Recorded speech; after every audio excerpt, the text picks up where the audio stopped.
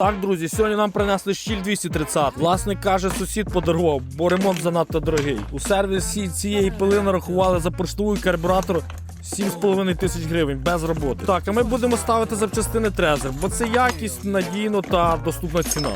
По запчастинам поршнева Трезер діаметром 40 мм. У комплекті прокладки, піддон, поршень, кільця, ну коротше є все.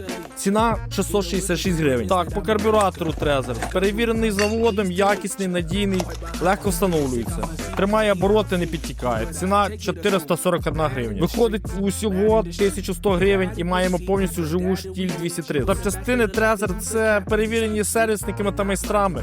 Майстри ставлять їх, а клієнти залишаються задоволені.